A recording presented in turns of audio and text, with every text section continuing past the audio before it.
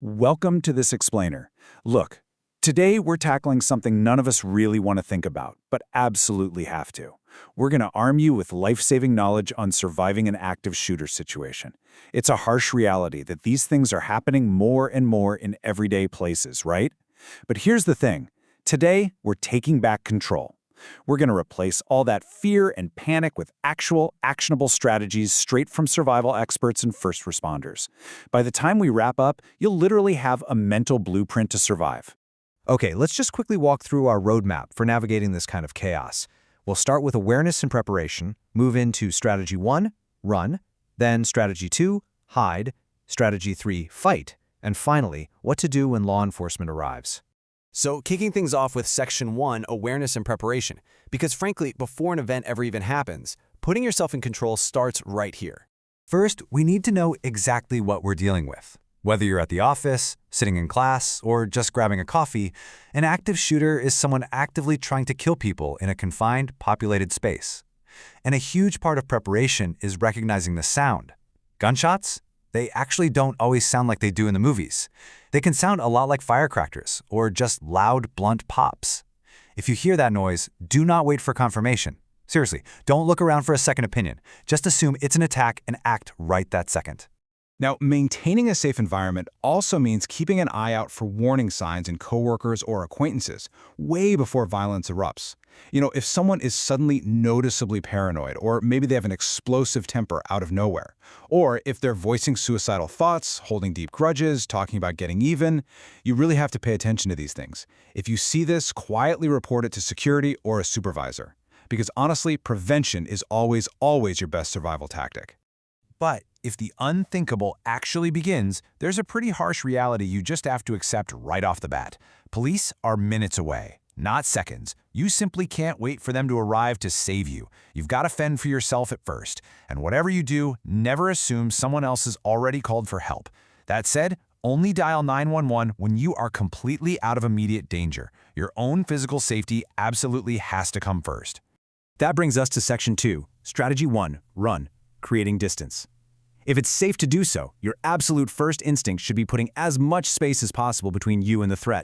But wait, before you just take off sprinting, you have to ask yourself, where are the shots really coming from? You hear a bang, human nature kicks in, you see a massive crowd running in terror, and man, you feel this overwhelming urge to just join them. But taking just 1 second to assess, that's critical. Blindly following the herd might literally lead you straight into the danger zone. Plus, a large group of people is exactly what a shooter is looking to target. So look, listen, and even smell your environment to make sure you're actually running in the right direction. There's a great saying for this. Trust your eyes and question your ears. Sound waves do weird things in hallways and tight stairwells. A gunshot fired from your left can bounce off a wall and completely trick your brain into thinking it came from the right. It's an acoustic illusion, and it's exactly why people sometimes accidentally run towards gunfire. So stop for just a fraction of a second. Trust your eyes, question your ears, and then move. Now, if you do have a safe route out, you want to execute these actions immediately. First, leave all your stuff behind. Your backpack, your laptop, forget them. Just grab yourself and go. Any time spent grabbing things is time wasted. Second, if you're running down a long hallway or maybe an open parking lot, verify a clear path and run in a zigzag pattern. This forces the shooter to constantly adjust their aim, making you a much harder target. As you're escaping, warn other people to keep them out of the danger zone. But hey, if they won't follow you, just keep moving. And finally, treat your escape like a series of short sprints, moving quickly from cover to cover. Moving on to Section 3, Strategy 2, hide. If running puts you at greater risk or you're trapped, you have to transition instantly to hiding.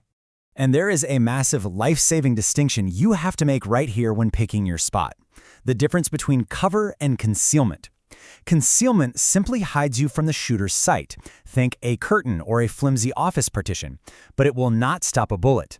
Cover, on the other hand, hides you and stops bullets. We're talking solid, heavy wooden doors, filing cabinet stepped with paper, or the engine block of a car.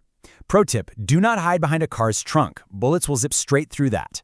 Always prioritize cover. Now, when you're choosing a room to hide in, you've got to understand what experts call the fatal funnel. This is that super dangerous area right in front of and just inside a doorway. Shooters love to just shoot blindly through doors, so you have to avoid this area completely. When you're moving around the room or trying to secure the door, never place your torso dead center in that line of fire. Once you're inside, follow this exact sequence to harden your location. Don't just push one flimsy desk against the door. You want to build a linear barricade. Basically, you stretch heavy furniture like a chain all the way from the door to the opposing wall so the wall acts like an immovable doorstop. Next, silence your cell phone completely. Even a buzzing vibration can give you away. And turn off all the lights so the room looks empty. Finally, get completely out of the line of fire. Stay super low to the ground or get up really high like on top of a heavy cabinet or break room fridge. Avoid the walls and doors, stay dead silent, and just be prepared to wait, because it might take a while for the police to find you. Okay, Section 4, Strategy 3, Fight. If running or hiding just isn't an option, and the threat is literally right on top of you, fighting is your absolute last resort. But if you do it, you commit totally. You aren't fighting for points here, okay? You are fighting for your life. Your level of violence has to completely eclipse theirs. Keep in mind, your adrenaline is going to be through the roof, which means your fine motor skills will basically vanish.